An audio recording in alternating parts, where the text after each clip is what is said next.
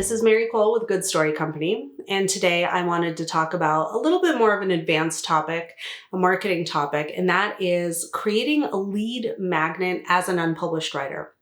So lead magnets are PDFs.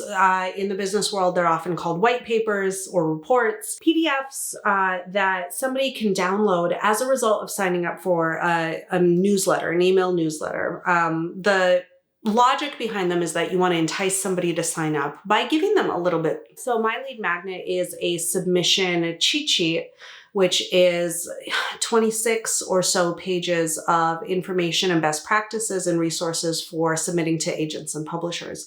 This is a very popular topic with writers, and so that's why I chose it, to sort of entice people onto the Good Story Company mailing list. For the longest time, 10 years, I did not have a lead magnet.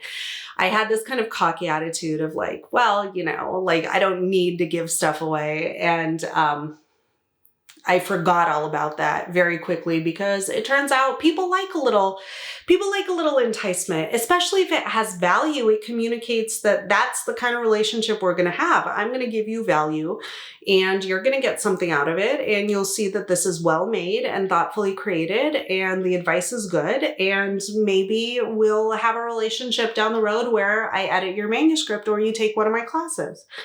And that's kind of the point of the lead magnet. It's not just like some fun stuff or some quickly thrown together stuff that you just give away to like trick people onto your mailing list, because that's not starting the relationship off on a great foot.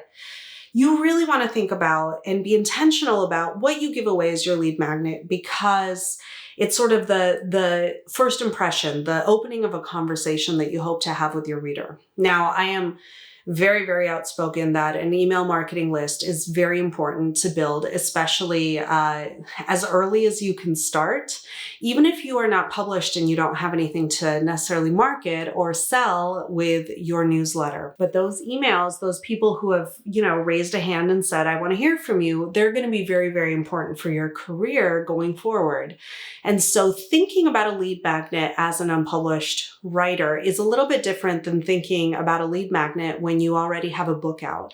In that case, you can do like a character dossier or a hidden chapter or an alternate ending for people who are already your readers. You sort of have a little bit more of a built-in audience when you have a book out, so you can easily generate lead magnet ideas. But when you're not published, should you still have a lead magnet? And I would say that if you can figure out a clever way to do it that adds value and brings value to your potential readers, absolutely, it's not too premature. But the question becomes, nobody really knows you, nobody really knows your book, and you don't necessarily want to release kind of a raw manuscript as a lead magnet because people don't know it yet. They don't know whether they should be intrigued or not.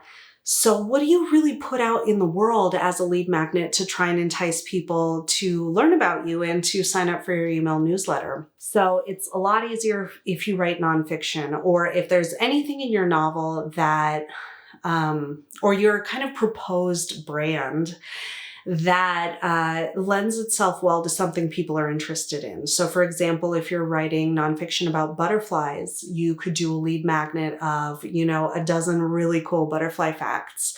And if you're writing for kids, you could do it as a sort of downloadable for parents to sort of teach their kids about butterflies. It could be like a teacher resource, a parent resource, a classroom resource would be a really great lead magnet. Even if your book is not out yet, people can find it and get value from you. And then once they're on your mailing list, then once your book does come out, you can let them know, and they'll probably be eager to follow whatever you're doing because you've given them value. Now, fiction writers have a little bit of a more difficult road to hoe because what's my lead magnet going to be? It's not going to be my manuscript because nobody really knows the story or is invested in those characters yet. But is there anything about your story world or the topic you're writing about that would lend itself to a cool and maybe outside the box lead magnet? Now I'm thinking you're writing women's fiction about a beach town, and maybe you put together a really cool guide to decorating your beach house. Obviously not everyone has a beach house. It's a little tongue in cheek. And it doesn't necessarily 100,000% have to do with your book or you, but it sort of it communicates a little personality, a little outside the box thinking, and it could sort of get people who are going to be readers of a fun beach read set in a beach town, who down the road, they've volunteered their interest in your subject matter, down the road will buy your book once it's published because you have an interest in common. My husband started a catering company, and for his lead magnet, I want him to do a guide to elegant party planning. So people get really in the mood to throw a party, and maybe they decide to hire the food out once they're in the mood to throw a dinner party. That's what he specializes in, is doing these sort of elevated dinner parties in backyards now because of COVID, but rather than, catering a business lunch or whatever. And so get people in the mood for what you're doing with your lead magnet. And then down the road, it could pay off of like, you got me in the mood to throw a party. Why don't you handle the food? Bang. That lead magnet did not draw a direct line, but indirectly it paid off, and it got somebody to sign up for your email list. So think outside the box. If you're a fiction writer, if you're an unpublished writer, you can always switch out what your lead magnet is once you have a better idea.